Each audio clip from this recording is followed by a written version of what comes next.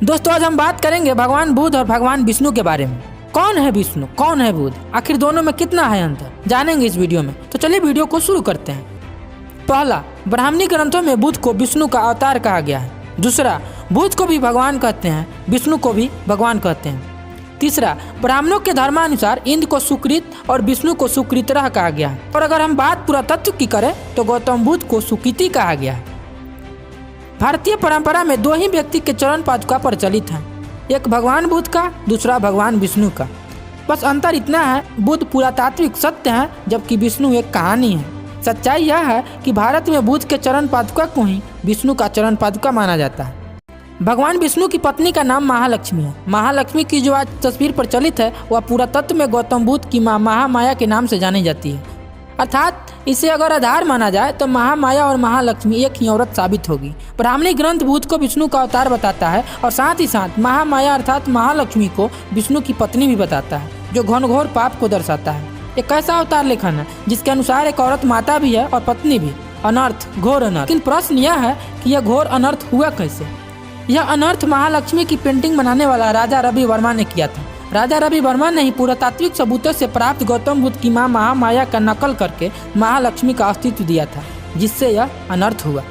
चौथा, मजेदार बात यह भी है कि ब्राह्मणवादी भी गणेश अर्थात गौतम बुद्ध को महामाया या महालक्ष्मी का पुत्र मानते हैं। इसलिए दीपावली में गणेश और महालक्ष्मी या महामाया एक साथ दिखाए जाते हैं। महालक्ष्मी माँ है और गणेश पुत्र हैं, इसलिए महालक्ष्मी दाएं और गणेश बाएं दिखाए जाते हैं, जबकि पत्नी का स्थान बाएं होता है। ऐसा ब्राह्मणवादी कहते हैं, ऐसा तो हम भी कहते हैं। अब चाहें तो पिछले वीडियो को देख सकते हैं जिसमें हमने यह साबित किया है कि बुद्ध ही गणेश थे और उनकी माँ महामाया ही महालक्ष्मी है। तीसरे और चौथे फैक्ट से यह पता चलता है कि गौतम बुद्ध के बारे में जानकारी के अभाववश भ्रम का अंबार लगा हुआ है, अथवा यह भ्रम जानबूझकर फैलाया गया है। पांचवा, भगवान विष्णु का निवास स्थान वैकुंठ लोक था। अगर बात भगवान बुद्ध की करें तो बुद्ध ने 16 वर्षों तक साकेत में निवास किया था और साकेत लोक को ही वैकुंठ लोक कहा जाता है। मतलब साफ है, साकेत और वैकुंठ जैसे एक ही हैं, वैसे ही गौतम बुद्ध और विष्णु एक ही व्यक्ति हैं। छठा, भगवान बुद्ध की प्राचीन मूर्तियां नागों द्वारा रक्षित मिलती है। ये पुरातात्विक सच्चाई है। भगवान विष्णु की तस्वीरें भी नागों द्वारा रक्षित मिलती है और यह कहानी है। कहानी और पुरातत्व मिलकर विष्णु और बुद्ध को एक ही व्यक्ति साबित करता है। नागवंशी गौतम बुद्ध के शिष्य थे, इसलिए उन्होंने ऐसी मूर्तियां बनाई। लेकिन विष्णु भगवान को भी नागों द्वारा रक्षित करना फिर से गंगाधर और शक्तिमान को एक ही साबित करता है। मतलब कि बुद्ध और विष्णु एक ही व्यक्ति थे। सातवां, त्रिमूर्ति की श्रृंखला में ब्रह्मा, विष्णु और महेश पूजे जाते हैं। बुद्धिज्म में भी गौतम बुद्ध से पूर्व त्रिमूर्ति की कल्पना थी। उस समय भी 3 बुद्ध पूजे जाते थे। एक थे कौशाम्ब बुद्ध, दूसरे थे कोनागमन बुद्ध और तीसरे थे कश्यप बुद्ध। मेरे कहने का मतलब है कि त्रिमूर्ति का कॉन्सेप्ट यहाँ भी है।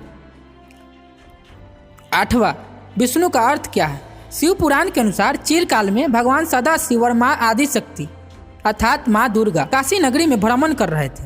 उसमें भगवान सदाशिव ने माँ आदि शक्ति से कहा, हे देवी, मैं चाहता हूँ कि भूमंडल में दूसरा व्यक्ति भी हो। तब माँ दुर्गा ने कहा, हे प्रभु, आपकी सोच में संशय कैसा। आप सृष्टि के पालनहार हैं, आपने सृष्टि की भलाई के लिए ऐसा सोचा होगा। उसमें भगवान सदाशिव ने देवी दुर्गा के संवाद को सुनकर अपने बाम अंग पर अमृत स्पर्श किया। इससे एक पुरुष की उत्पत्ति हुई जिसके तेज से पूरा ब्रह्मांड प्रकाशमय हो रहा था। उसमें भगवान सदाशिव ने कहा, वत्स, तुम ब्रह्मांड में सर्वत्र व्याप्त हो, इसीलिए तुम्हारा नाम विष्णु रखता हूँ। उसके बाद भगवान विष्णु ने कहा, हे प्रभु, मेरे लिए क्या आज्ञा है। तो भगवान सदाशिव ने उन्हें तप करने की आज्ञा दी। इसके बाद चिरकाल में भगवान श्री हरि विष्णु जी ने तप किया। इस तप से पुण्य प्रताप से जल की उत्पत्ति हुई, जिससे जीवन का सृजन हुआ। ऐसे तो यह गप है कि किसी ने तप किया और जल की उत्पत्ति हुई, जिससे जीवन का सृजन हुआ। अगर इस बकवास को मान भी ले तो क्या भगवान शंकर, माता आदि शक्ति अर्थात दुर्गा, क्या इसके पहले ये लोग जीवित नहीं थे। हो सकता है कि कोई वैज्ञानिक पुरुष यहाँ पधार दे और कहे कि भाई साहब, ये उपरोक्त बातें पृथ्वी के संबंध में है। जल और जीवन का सृजन भगवान विष्णु के फल प्रताप से पृथ्वी पर उत्पन्न हुआ था।